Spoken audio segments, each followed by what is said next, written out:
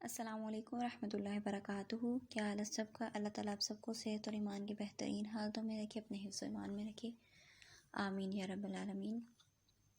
رب اشرح لی صدری ویسر لی امری واحلل عقدۃ من لسانی یفقہوا قولی، رب یسر ولا تعسر وتمم بالخیر وبک نستعین۔ اعوذ باللہ من الشیطان الرجیم، بسم اللہ الرحمن الرحیم۔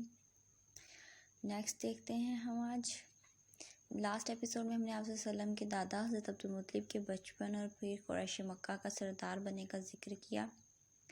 اس قسط میں ان کی زندگی میں پیش آنے والے دو اہم تاریخی واقعات کا ذکر کیا جائے گا، جن میں سے ایک واقعہ عام الفیل ہے، جب یمن کا حکمران ابرہہ بن اشرم ایک لشکر جرار کے ساتھ خانہ کعبہ ڈھانے کی نیت سے مکہ پر چڑھ دوڑا تھا، مگر اللہ نے چھوٹے چھوٹے پرندوں کے ذریعے سے عبرتناک انجام تک دوچار کیا۔ یہ واقعہ میں نے ایک الگ ایپیسوڈ کے طور پہ اپلوڈ کیا تھا، وہاں سے چیک کر سکتے ہیں۔ ہم اس میں دوسرا واقعہ دیکھیں گے۔ دوسرا اہم واقعہ چاہ زمزم کی ازنوسر کھدائی تھی۔ دراصل مدتوں پہلے جب مکہ پر قبیلہ بنو جرہم قابض تھا تو چاہ زمزم پر ملکیتی جھگڑے کی وجہ سے اسے مٹی سے پاڑ دیا گیا، اور پھر وقت گزرنے کے ساتھ ساتھ اس کنویں کا بظاہر نشان تک باقی نہ رہا۔ حضرت علی رضی اللہ عنہ اپنے والد حضرت ابو طالب سے سن کر بیان فرماتے ہیں کہ ایک روز جب حضرت عبدالمطلب اپنے حجرے میں سوئے تو انہوں نے خواب میں دیکھا کہ انہیں زمزم کا کنواں کھودنے کا حکم دیا جا رہا ہے، اور خواب ہی میں انہیں اس کی جگہ بھی بتائی گئی، جو کہ حرم کعبہ کے اندر عین اسی جگہ تھی جہاں اصحاف و نائلہ کے بت نصب تھے۔ حضرت عبدالمطلب نے قریش مکہ اور دوسرے قبائل مکہ کے آگے اس قصے کا ذکر کیا تو ان کی بات پر کسی نے یقین نہ کیا، اور نہ ہی کھدائی کے اس کام میں ان کی مدد کی گئی۔ اس وقت حضرت عبدالمطلب کے صرف ایک ہی بیٹے حارث تھے، جن کے ساتھ مل کر اس جگہ کو کھودنا شروع کیا جہاں خواب کے ذریعے رہنمائی ہوئی تھی۔ 4 دن بعد پانی ظاہر ہو گیا اور زمزم کا کنواں مل گیا، جس میں سے مسلسل پانی ملنے لگا جو آج تک جاری ہے، الحمدللہ۔ کیونکہ یہ کنواں بنیادی طور پر حضرت اسماعیل علیہ السلام کے قدموں سے جاری ہوا تھا، اس لیے قریش کے باقی قبائل نے اس کی ملکیت میں حصہ دار بننا چاہا۔ حضرت عبدالمطلب کا خیال تھا کہ زمزم اللہ نے ان کو عطا کیا ہے، اس جھگڑے کو نپٹانے کے لیے عرب کے دستور کے مطابق کسی باعلم اور دانش مند شخص پر فیصلہ چھوڑا گیا۔ قبائل کے مختلف نمائندے، جن میں حضرت عبدالمطلب شامل تھے، شام کو روانہ ہوئے تاکہ وہاں کی ایک مشہور کاہنہ روحانی علوم کی ماہر عورت سے مشورہ کیا جائے۔ اس کی وجہ یہ تھی کہ عرب کے لوگ کاہنوں کی بات کو اہمیت دیتے تھے۔ یہ چھوٹا سا قافلہ بھی مکہ سے کچھ ہی دور پہنچا تھا کہ سوائے حضرت عبدالمطلب کے تمام لوگوں کے پاس موجود پانی ختم ہو گیا، اور شدت پیاس سے سب مرنے والے ہو گئے۔ باقی قبائل نے ان کو پانی دینے سے انکار کر دیا، اور نوبت یہاں تک پہنچی کہ ان کے ساتھیوں نے کچھ قبریں بھی کھود لیں تاکہ جو پہلے مر جائیں ان کو دوسرے دفنا دیں۔ اگلے دن حضرت عبدالمطلب نے فیصلہ کیا کہ موت سے ڈرنے کی ضرورت نہیں اور سفر جاری رکھنا چاہیے۔ وہ اپنے اونٹ پر بیٹھنے لگے تو اونٹ کا پاؤں زمین پر ایک جگہ زور سے پڑا اور کچھ زیر زمین پانی نظر آیا۔ وہاں ایک چشمہ برآمد ہو گیا جس سے انہوں نے ایک دوسرے تمام قبائل نے استفادہ کیا۔ یہ کرشمہ قدرت دیکھ کر سب تسلیم کرنے پر مجبور ہو گئے کہ ضرور کوئی غیبی طاقت حضرت عبدالمطلب کے ساتھ ہے۔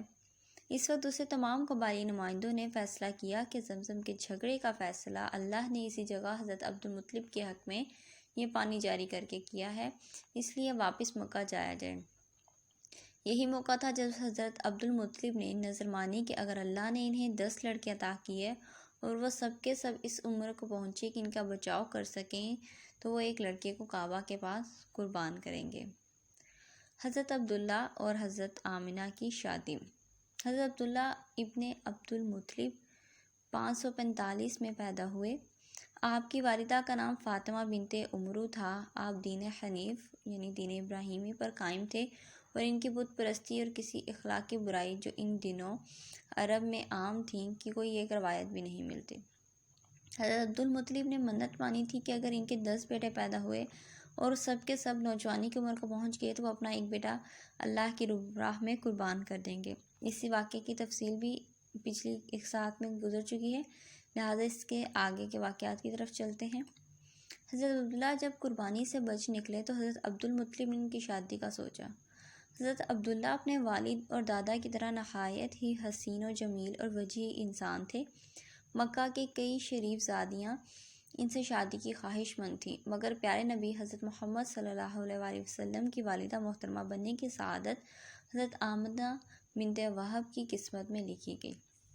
ان شریف زادیوں کی خواہش کے پیچھے صرف حضرت عبداللہ کی ظاہری شخصیت ہی وجہ نہ تھی، بلکہ اس کی اصل وجہ وہ نور نبوت تھا جو ان کی پیشانی میں چاند کی طرح چمکتا تھا۔ ان عورتوں میں ایک عورت حضرت خدیجہ رضی اللہ عنہا کی چچا کی بیٹی اور مشہور ورقہ بن نوفل کی بہن ام قتال تھی۔ ان کے بھائی ورقہ بن نوفل انجیل اور سابقہ صحائف آسمانی کے علوم کے ماہر تھے، اور ان کی وجہ سے ام قتال جانتی تھی کہ حضرت عبداللہ کی پیشانی میں چمکنے والا نور نور نبوت ہے، اور اسی لیے ان کی خواہش تھی کہ یہ نور ان کے بدن سے جنم لے۔ دوسری عورت ایک کاہنہ فاطمہ بنت مراخصمہ تھیں، جنہوں نے اپنی روحانی استعداد سے جان لیا تھا کہ حضرت عبداللہ کی پیشانی میں جو نور دمکتا ہے وہ نور نبوت ہے، اس لیے یہ بھی حضرت عبداللہ سے شادی کی خواہش مند تھیں۔ تاہم حضرت عبدالمطلب کی نظر حضرت آمنہ پر جا کر گئی، جو قبیلہ زہرہ کے سردار وہب بن عبد مناف بن زہرہ بن کلاب کی بیٹی تھی، اور قریش کے تمام خاندانوں میں اپنی پاکیزگی اور نیک فطرت کے لحاظ سے ممتاز تھیں۔ اس وقت وہ اپنے چچا وہیب بن عبد مناف بن زہرہ کے پاس مقیم تھی۔ حضرت عبدالمطلب وہیب کے پاس گئے اور حضرت عبداللہ کے لیے حضرت آمنہ کا رشتہ مانگا، جسے قبول کر لیا گیا، اور یوں حضرت عبداللہ اور حضرت آمنہ رشتہ ازدواج منسلک ہو گئے۔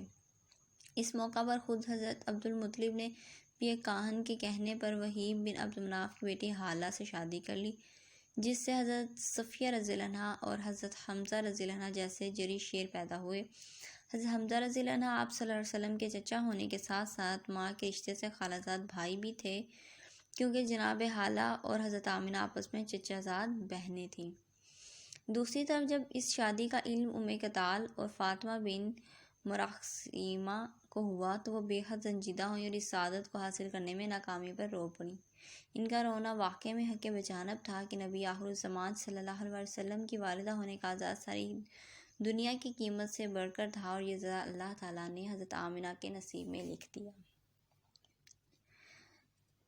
یہ سارا جو ہے میٹیریل سیرت نبوی مولانا شبلی نعمانی، سیرت مصطفیٰ صلی اللہ علیہ وسلم مولانا محمد ادریس کاندھلوی سے لی گئی ہے، وہاں سے آپ ریفرنس چیک کر سکتے ہیں۔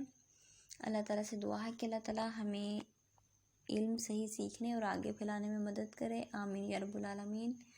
اللہم انی اسألک علما نافعا ورزقا طیبا وعملا متقبلا، سبحانک اللہم وبحمدک، نشہد ان لا الہ الا انت، نستغفرک ونتوب الیک۔ السلام علیکم ورحمۃ اللہ۔